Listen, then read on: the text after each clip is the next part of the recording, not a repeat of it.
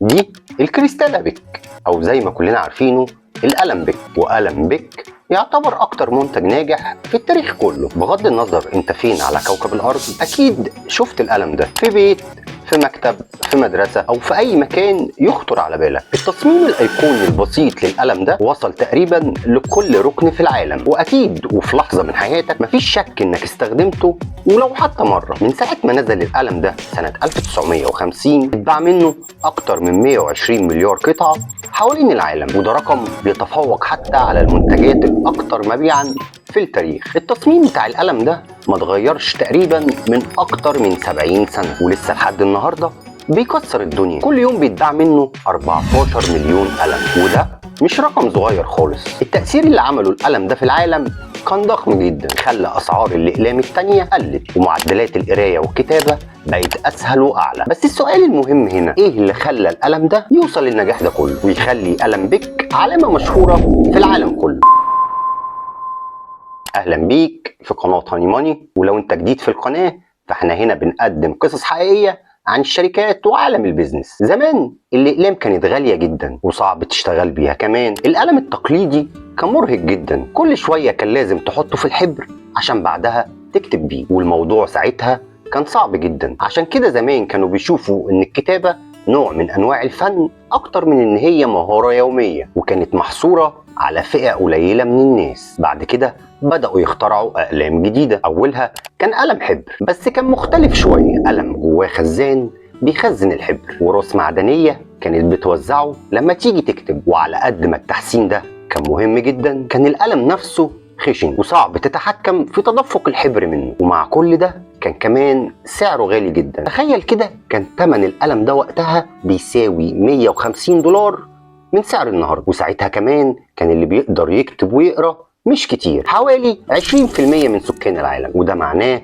ان مش كل الناس تقدر تستخدمه. بس في القرن ال19 حصلت نقلة حقيقية. مخترع أمريكي اسمه جون لود قدر إنه يوصل لآلية جديدة تماما. اخترع نظام بيخلي الحبر ينزل على الورقة من خلال كرة صغيرة، مش سن رفيع زي ما كان موجود زمان. والفكرة كانت بسيطة، الكرة الصغيرة هتنقل الحبر بشكل متوازن من غير ما تسيب بقع أو تعمل فوضى، وكان شغال على تطوير التصميم ده وقتها. ومن هنا بدأت الثورة الحقيقية في عالم الكتابة. القلم اللي عمله جون لود كان شغال كويس على الأسطح الصلبة، لكن أول ما تستخدمه على الورق تحس إنه خشن جدا ومش بيتحرك بسهولة، وعشان كده محدش اشترى القلم ده. وساعتها طلعت تصميمات جديدة كتير، لكن ولا واحد منهم قدر إنه يتقن فكرة القلم الحبر. والمشكلة كلها كانت في الكورة اللي بتنقل الحبر. لو الكورة كانت كبيرة مش هتشتغل، والحبر هيسيل على الصفحة كلها ويشوه كل كلمة بتكتبها. ولو كانت الكورة صغيرة بزيادة الحبر هيتسد ومش هيوصل للورقة. يعني عشان يبقى فيه توازن مثالي،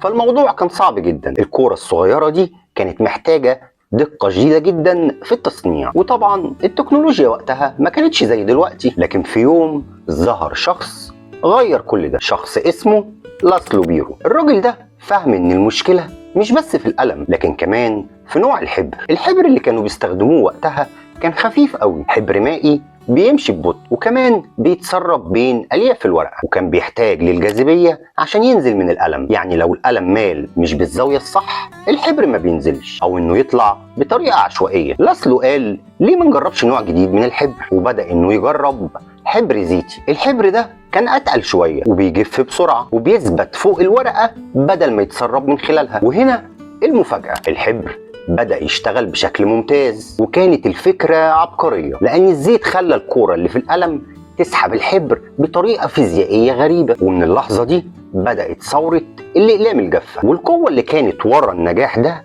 اسمها الخاصية الشعرية، ودي نفس الظاهرة اللي بتخلي المية تتسلق جوه الشجر عكس الجاذبية. ولو عايز تشوف التأثير ده بعينك، هات أنبوبة رفيعة وحط طرفها في كوباية مية، هتلاحظ إن المية بدأت تطلع لفوق. طيب ايه اللي بيحصل هنا؟ الجاذبيه اللي بين الميه وجدار الانبوبه اقوى من الجاذبيه اللي بين جزيئات الميه نفسها. يعني الجزيئات اللي فوق بيتم سحبها بطول جوانب الانبوبه، ولحد ما وزن الميه يوازن القوه دي، وساعتها هيقف صعود الميه. لكن في قلم بيرو التأثير كان بيحصل بس بالعكس، الحبر كان بيتسحب من خلال الجدران الرقيقه لطرف القلم وبيلف على الكورة عشان يفضل سطح الكورة متغطي دايما بالحبر. وفي اللحظة دي لاسلو بيرو أخد براءة اختراع للتصميم العبقري ده وقدمه لمكتب براءات الاختراع. وبيرو كان عنده رؤية واضحة يعمل تصميم جديد ويكون الناتج بتاعه خط ناعم ومتناسق وثابت على الورقة. وفعلا بيرو أتقن التصميم وقلمه بدأ يحقق شهرة في أمريكا الجنوبية. لكن المشكلة كانت في السعر. أرخص قلم من النوع ده وقتها كان بيتكلف حوالي 190 دولار بسعر النهاردة، وده رقم كبير جدا. وحتى لو التصميم ممتاز فمش هيقدر يوصل للناس كلها. والأقلام وقتها كانت بتعتبر من الكماليات مش من الأساسيات. لكن كل ده كان على وشك إنه يتغير بعد كام سنة بس.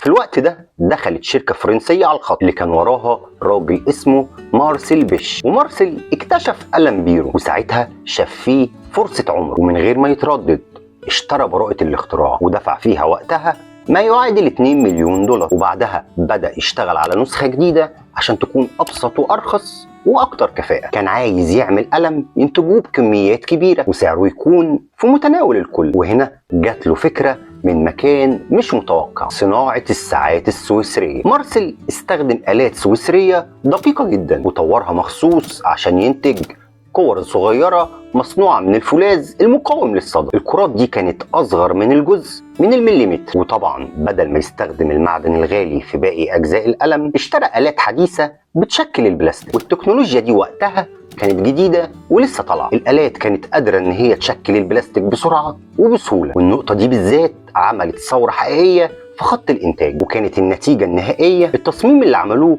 كان عبقري ببساطته، ما فيهوش اجزاء متحركة ولا اي مكونات معقدة، وكل تفصيلة صغيرة كان ليها اكتر من وظيفة. تعال نبص كده عليه عن قرب. جسم القلم كان سداسي الشكل زي القلم الرصاص بالظبط. الشكل ده خلى القلم ما يتدحرجش من فوق المكتب، وكمان بيدي سهولة انك تمسكه وتتحكم فيه. والمادة اللي كان مصنوع منها جسم القلم كانت البوليسترين، مادة قوية ورخيصة وكمان شفافة، وده خلى اي حد يقدر يشوف مستوى الحبر جوه القلم طول الوقت. وكمان كان في فتحة صغيرة جدا في جسم القلم عشان تدخل هواء وتسمح للحبر يخرج بسلاسة ويتبدل بالهواء. اما الحبر نفسه فكان وصفة سرية مخصوصة مصممة عشان تقوي تأثير الخاصية الشعرية وفي نفس الوقت بتدي خط ناعم وثابت. الحبر ده كان بيوصل لنقطة مهمة جدا، وهي طرف القلم اللي فيه الكورة المصنوعة من الفولاذ المقاوم للصدى. الكورة دي اتصنعت بدقة مذهلة وكانت بتتحرك حركة بسيطة جدا بس كافية انها تدور وتحط الحبر على الورق. وكمان لما القلم تسيبه وما تستخدمهوش الكورة دي كانت بتقفل مكانها وبتمنع الحبر من التسريب. ولو قلبت القلم بالعكس الخاصية الشعرية والتوتر السطحي في الحبر كانوا بيمنعوا الحبر انه يخرج من الخلف. الغطا كمان كان عبقري، كان مصنوع من البوليبروبلين، مادة بتمتص الصدمات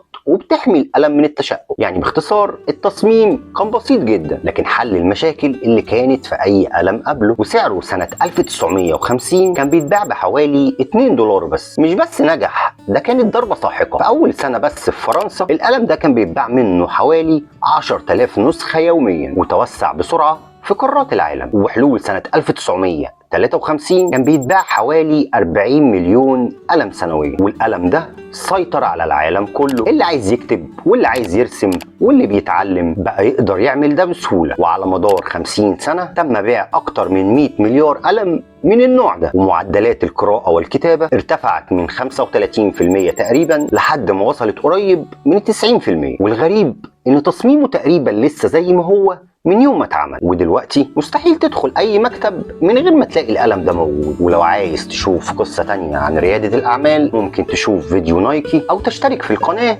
وتستنى الفيديو الجاي. وفي الحالتين شكرا جدا على المشاهدة ويا رب تكون استمتعت. سلام.